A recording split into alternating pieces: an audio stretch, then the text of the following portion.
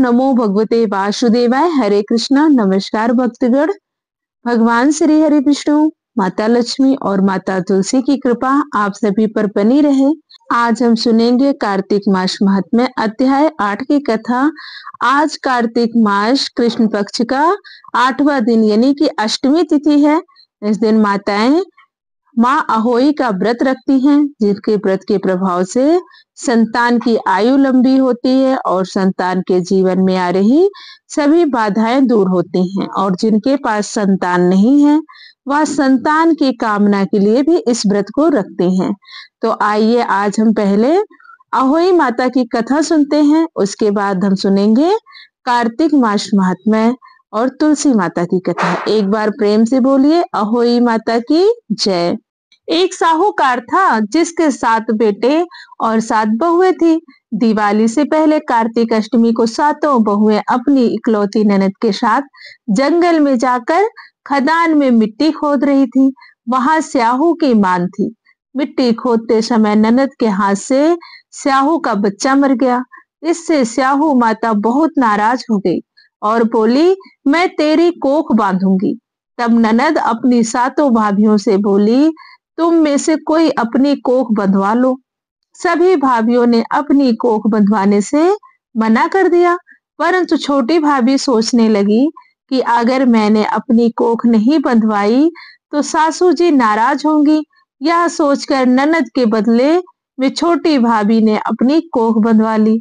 अब इसके बाद उसको जो बच्चा होता वह 7 दिन का होकर मर जाता था। तब एक दिन बहू ने पंडित जी को बुलाकर पूछा, मेरी संतान 7वें दिन क्यों मर जाती है? तब पंडित ने कहा, तुम सुरही गाय की सेवा करो। सुरही गाय स्याहू माता की भयाली है, वह तेरी कोख खुलवा देंगी, तब तेरा बच्चा जिएगा। अब वह बहुत जल्दी उठकर चुपचाप सुरही गाय के नीचे साफ सफाई कराती। सुरही गाय ने सोचा, रोज उठकर कौन मेरी सेवा कर रहा है, सो आज मैं उसको देखूंगी। गौ माता खूब सवेरे उठी, देखती है कि साहूकार के बेटे की बहू उसके नीचे साफ सफाई कर रही है। गौ माता उससे बोली, क्या मांगती है? साहूकार की बहू बोली, स्याहू माता तुम्हारी भयाली है और उन्होंने मेरी कोख बांध रखी है, सो मेरी कोख खुलवा दो। गौ माता ने कहा, अच्छा ठीक है। अब तो गौ माता समुद्र पार साहूकार की बहू को अपनी भयाली के पास लेकर चल पड़ी। रास्ते में कड़ी धूप थी, सो वह दोनों एक पेड़ के नीचे बैठ गई। थोड़ी देर में एक सांप आया। उसी पेड़ पर गरुड़ पंखनी का एक बच्चा था। सांप उसको डसने लगा। तब साहूकार की बहू ने सांप मारकर ढाल के नीचे दबा दिया और बच्चे को बचा लिया। थोड़ी देर में गरुड़ पंखनी आई। उसने देखा कि वहां तो बहुत सारा खून फैला हुआ है। वह खून देखकर वह साहूकार की बहू को चोंच मारने लगी। तब साहूकार की बहू बोली, मैंने तेरे बच्चे को नहीं मारा, बल्कि सांप तेरे बच्चे को करीब आया था, मैंने तो उससे तेरे बच्चे की रक्षा की है। यह सुनकर गरुड़ पंखनी बोली, मांग तू क्या मांगती है? वह बोली, 7 समुद्र पार स्याहू माता रहती हैं, हमें तो उनके पास पहुंचा दे। तब गरुड़ पंखनी ने दोनों को अपनी पीठ पर बैठाकर स्याहू माता के पास पहुंचा दिया। स्याहू माता ने जब गाय को देखा तो उनको देखकर बोली, आ बहन, बहुत दिनों बाद आई है। फिर कहने लगी, बहन मेरे सिर में जुएं पड़ गई हैं। तब सुरही के कहने पर साहूकार की बहू ने उसकी सारी जुएं निकाल दी। इस पर स्याहू माता प्रसन्न होकर बोली, तूने मेरे सिर में बहुत सलाई गेरी है, इसलिए तेरे 7 बेटे और 7 बहू होगी। वह बोली, मेरे तो एक भी बेटा नहीं, 7 बेटे कहाँ से होंगे? स्याहू माता बोली, मैंने वचन दिया है। तब साहूकार की बहू बोली, मेरी कोख तो तुम्हारे पास बंद पड़ी है। यह सुनकर स्याहू माता बोली, तूने मुझे ठग लिया, लेकिन कोई बात नहीं, मैं तुझसे बहुत प्रसन्न हूँ। तू घर जा, तेरे घर पर 7 बेटे और 7 बहुएं मिलेंगी और घर जाकर उजमन करियो, 7 अहोई बनाकर 7 कढ़ाई करियो। वह लौटकर घर आई तो वहां देखा कि 7 बेटे 7 बहू बैठे हैं। वह खुश हो गई। उसने फिर 7 अहोई बनाई, 7 उजामान किए, 7 कढ़ाई का हलवा बनाया। दिवाली के दिन जेठानियां आपस में कहने लगी कि जल्दी जल्दी पूजा कर लो, कहीं छोटी बहू बच्चों को याद करके रोने न लगे। अगर वह रोने लगी तो हमारे बच्चों का भी त्योहार खराब हो जाएगा। लेकिन ऐसा कुछ नहीं हुआ। काफी देर तक रोने की आवाज नहीं आई तो जेठानी ने बच्चों को भेजा। बच्चों ने देखा और वापस जाकर कहा कि चाची तो कुछ मांड रही हैं, खूब उजामान हो रहा है। यह सुनते ही जेठानियां दौड़ी दौड़ी उसके घर गई और जाकर पूछने लगी कि तुमने कोख कैसे छुड़वाई। वह बोली, तुमने तो कोख बंधाई नहीं, मैंने बंधा ली।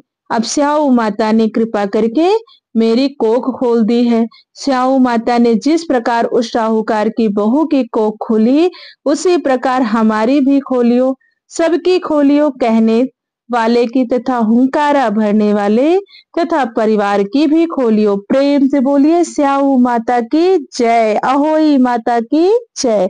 आइए अब सुनते हैं तुलसी माता की पावन कथा। एक बार प्रेम से बोलिए तुलसी माता की जय। कार्तिक महीने में एक बुढ़िया माई तुलसी जी को सींचती और कहती कि हे तुलसी माता, सत की दाता, मैं तेरा बीटला सींचती हूँ, मुझे बहू दे, पीताम्बर की धोती दे, मीठा मीठा गास दे, बैकुंठ में वास दे, चटक की चाल दे, पटक की मौत दे, चंदन का काठ दे, रानी सा राज दे, दाल भात का भोजन दे, ग्यारस की मौत दे, कृष्ण जी का कंधा दे। तब तुलसी माता यह सुनकर सूखने लगी। तो भगवान ने पूछा कि हे तुलसी, तुम क्यों सूख रही हो।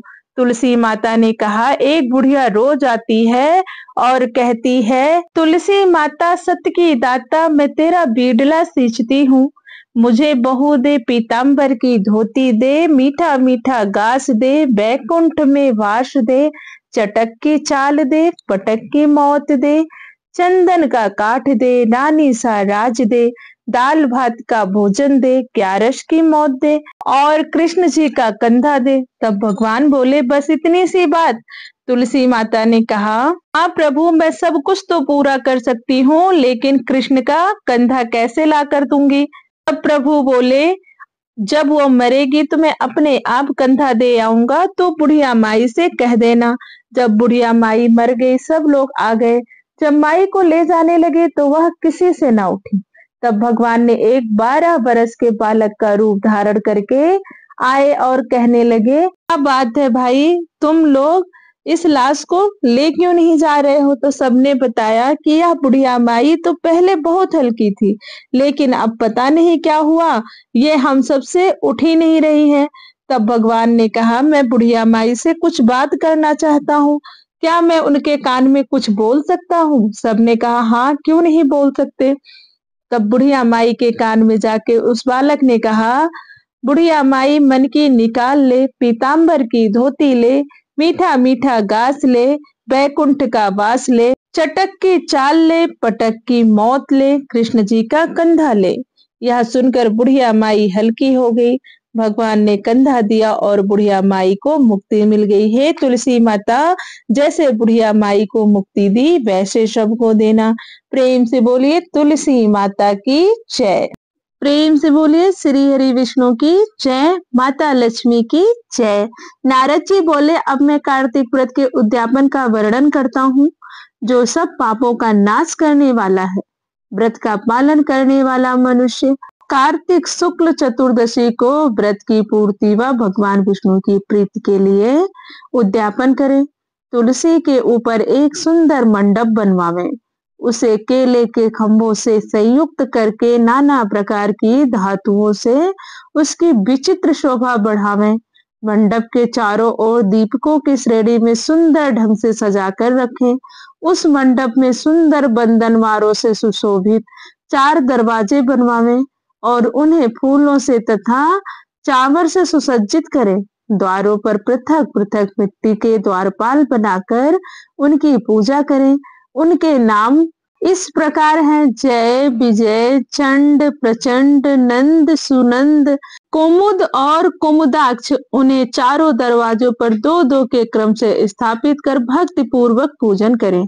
तुलसी की जड़ के समीप 4 रंगों से सुशोभित सर्वतोभद्र मंडल बनवावे और उसके ऊपर पूर्ण पत्र तथा पचन रत्न से संयुक्त कलश की स्थापना करें। कलश के ऊपर शंख, चक्र, गदाधारी भगवान विष्णु का पूजन करें। भक्ति पूर्वक उस तिथि में उपवास करें तथा रात्रि में गीत, वाद्य, कीर्तन आदि मंगलमय आयोजनों के साथ जागरण करें। जो भगवान विष्णु के लिए जागरण करते समय भगवत संबंधी पदों का गान करते हैं, वे सैकड़ों जन्मों की पाप राशि से मुक्त हो जाते हैं। जो मनुष्य भगवान के निमित्त जागरण करके रात्रि भर भगवान का कीर्तन करते हैं, उनको असंख्य गोदान का फल मिलता है। जो मनुष्य भगवान की मूर्ति के सामने नित्य गान करते हैं, उनके अनेक जन्मों के एकत्रित पाप नष्ट हो जाते हैं। जो भगवान के सम्मुख बैठकर कीर्तन करते हैं और बंसी आदि बजाकर भगवत भक्तों को प्रसन्न करते हैं तथा भक्ति से रात्रि भर जागरण करते रहते हैं, उन्हें करोड़ों तीर्थ करने का फल मिलता है। उसके बाद पूर्णमासी में एक सपत्नीक ब्राह्मण को निमंत्रित करें। प्रातः काल स्नान और देव पूजन करके वेदी पर अग्नि की स्थापना करें और भगवान की प्रीति के लिए तिल और खीर की आहुति दें। होम की शेष विधि पूरी करके भक्ति पूर्वक ब्राह्मण का पूजन करें और उन्हें यथाशक्ति दक्षिणा दे, फिर उनसे इस प्रकार क्षमा प्रार्थना करें। आप सब लोगों की अनुकंपा से मुझ पर भगवान सदैव प्रसन्न रहें। इस व्रत को करने से मेरे 7 जन्मों के किए हुए पाप नष्ट हो जाएं और मेरी संतान चिरंजीवी हो। इस पूजा के द्वारा मेरी सभी मनोकामनाएं पूर्ण हो। मेरी मृत्यु के पश्चात मुझे अतिशय दुर्लभ विष्णु लोक की प्राप्ति हो। पूजा की समस्त वस्तुओं के साथ गाय भी गुरु को दान में दें। उसके पश्चात घर वालों और मित्रों के साथ स्वयं भोजन करें। भगवान द्वादशी तिथि को शयन से उठे, त्रयोदशी को देवताओं से मिले और चतुर्दशी को सबने उनका दर्शन एवं पूजन किया। इसलिए उस तिथि में भगवान की पूजा करनी चाहिए। गुरु की आज्ञा से भगवान विष्णु की सुवर्णमयी प्रतिमा का पूजन करें। इस पूर्णिमा को पुष्कर तीर्थ की यात्रा श्रेष्ठ मानी गई है। कार्तिक माह में इस विधि का पालन करना चाहिए। जो इस प्रकार कार्तिक के व्रत का पालन करते हैं, वे धन्य और पूजनीय हैं। उन्हें उत्तम फल की प्राप्ति होती है।